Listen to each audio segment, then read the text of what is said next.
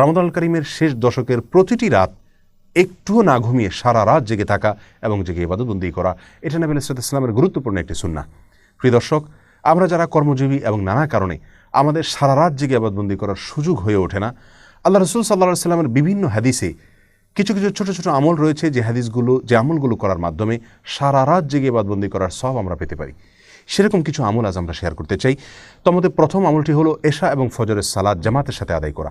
এ বিষয়ে সহিহ মুসলিমের এক হাদিসে বর্ণিত হয়েছে, রাসূল আকরাম সাল্লাল্লাহু আলাইহি ওয়াসাল্লাম ইরশাদ করেছেন, মান সাল্লাল আশা ফি জামাআতিন কানা কা কিয়ামি নিসফি লাইলা। যে ব্যক্তি এশার নামাজ জামাতের সাথে আদায় করবে, আল্লাহ সুবহানাহু ওয়া তাআলা তাকে অর্ধ রাত জেগে ইবাদতবন্দি করা, দাঁড়িয়ে ইবাদতবন্দি করার সমান সওয়াব দান করবেন।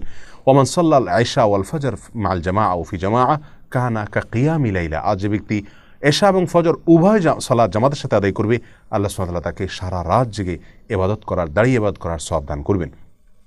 দ্বিতীয় আমল হলো ইমামের সঙ্গে এশার সালাত এবং তারাবির সালাত সম্পূর্ণ শেষ মুহূর্ত পর্যন্ত থেকে আদায় করা। এ বিষয়ে তিরমিজি এবং আবু দাউদে বর্ণিত হাদিসে রাসূল আকরাম সাল্লাল্লাহু আলাইহি ওয়াসাল্লাম ইরশাদ করেছেন, ইন্নার রাজুলা ইযা সাল্লা মা'আল ইমামি হাত্তা ইয়ানসারিফা হুসিবা লাহু কিয়ামুল লাইলা। যে ব্যক্তি ইমামের সঙ্গে রাতে সালাত আদায় করে, এশা পড়ে, তারাবি পড়ে এবং ইমাম চলে যাওয়া পর্যন্ত তিনি অপেক্ষা করেন, অর্থাৎ শেষ পর্যন্ত থাকেন সালাত ইমামের সঙ্গে, এ ব্যক্তিকে আল্লাহ সুবহানাহু ওয়া তাআলা রাতে দাঁড়িয়ে, সারা রাত জেগে দাঁড়িয়ে ইবাদত করার সমান সওয়াব দান করেন। তৃতীয়ত হলো রাতের যে কোনো সময় 100 আয়াত তেলাওয়াত করা। এ বিষয়ে সহিহুল জামে একটি হাদিস বর্ণিত হয়েছে, যে হাদিসে নবী আলাইহিস সালাম ইরশাদ করেছেন, যে ব্যক্তি রাতে 100টি আয়াত তেলাওয়াত করে, আল্লাহ সুবহানাহু ওয়া তাআলা তাকে সারা রাতের ইবাদতের সমান সওয়াব দান করেন, যে কোনো জায়গা থেকে 100 আয়াত তেলাওয়াত করলে রাতের ভিতরে। 4 নম্বর আমল হলো, যে ব্যক্তি বিছানায় এলেন এ উদ্দেশ্যে যে তিনি উঠে ইবাদতবন্দি করবেন, কিন্তু তার ঘুম তারপরে প্রাবল্য বিস্তার করার ফলে তিনি আর জেগে ইবাদতবন্দি করার সুযোগ পান নাই, ঘুম এসে গেছে এবং সেটা প্রবল হয়ে গেছে, এই ব্যক্তি যে প্রতিজ্ঞা করেছেন, তিনি যে দৃঢ় ইচ্ছা পোষণ করেছেন উঠে সালাত আদায় করবেন, শুধুমাত্র এই তার সদিচ্ছা এবং দৃঢ় প্রতিজ্ঞার কারণে আল্লাহ সুবহানাহু ওয়া তাআলা তাকেও সারা রাত জেগে যেভাবে তিনি নিয়ত করেছিলেন জেগে ইবাদত করবেন, সেভাবে আল্লাহ সুবহানাহু ওয়া তাআলা ইবাদতের সওয়াব তাকে দান করবেন।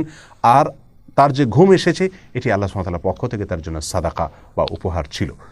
প্রিয় দর্শক, এছাড়াও রাসূল আকরাম সাল্লাল্লাহু আলাইহি ওয়াসাল্লাম বিভিন্ন হাদিস থেকে রাতে সিয়াম এবং দিনে কিয়াম, অর্থাৎ রাতে রোজা এবং দিনে দাঁড়িয়ে ইবাদতবন্দি করার সব এনে দেয় কিছু কিছু আমল। তার মধ্যে থেকে একটি হলো উত্তম আচরণ, উত্তম ব্যবহার, সুন্দর আখলাক।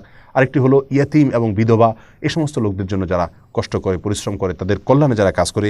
তৃতীয়ত হলো জুমার দিনের যত আদব আছে, যত সুন্নাহ আছে, সেগুলোকে যারা ফলো করেন এবং মেনে চলেন। আর চতুর্থত হলো আল্লাহর রাস্তায় রাত জেগে যারা পাহারাদারির কাজ করেন একদিন এবং এক রাত, তাদেরকে আল্লাহ সুবহানাহু ওয়া তাআলা রাত জেগে ইবাদতের সওয়াব দান করে থাকেন। প্রিয় দর্শক, অতএব আমরা এই সমস্ত আমলগুলোর মাধ্যমেও রমাদানুল কারীমের শেষ দশকে রাত জেগে ইবাদতের সওয়াব আমরা নিজের করে নেওয়ার চেষ্টা করতে পারি। তবে বলাই বাহুল্য, সারা রাত জেগে ইবাদত বন্দেগী করা আর এই সমস্ত আমলের মাধ্যমে শর্টকাট ওয়েতে ইবাদত বন্দেগীর সওয়াব অর্জন করা, দুইটা আসমান এবং জমিন যেরকম তফাৎ, তার চেয়ে বেশি তফাৎ এই দুইটার মধ্যে রয়েছে। অতএব আমরা চেষ্টা করব রমাদানের শেষ দশকের প্রতিটি রাত জেগে ইবাদতবন্দি করার। যদি সেই সুযোগ না হয়, তাহলে অন্তত চেষ্টা থাকবে এই সমস্ত আমলগুলোর মাধ্যমেও আমি সারা রাত জেগে ইবাদতের সওয়াব যেন নিজের করে নিতে পারি। লাইলাতুল কদর যেন আমার মিস না হয়, লাইলাতুল কদরের ইবাদতের সওয়াব যেন আমি পেতে পারি। আল্লাহ সুবহানাহু ওয়া তাআলা দেখবেন আমার প্রচেষ্টা, আমার ইচ্ছা, আমার সাধনা, আমার আন্তরিকতা। আল্লাহ সুবহানাহু ওয়া তাআলা আমাদের সকলকে রমাদানের শেষ দশকের প্রতিটি রাত সারা রাত জেগে ইবাদত করার তৌফিক দান করুন। সেটা যদি আমরা করতে নাও পারি, অন্তত দুধের স্বাদ ঘোলে মেটাবার যে চেষ্টা, সেটাও যেন আমাদের মধ্যে থাকে, আন্তরিকতা যেন প্রকাশ হয়। আল্লাহ তাআলা আমাদের সকলকে তৌফিক দান করুন।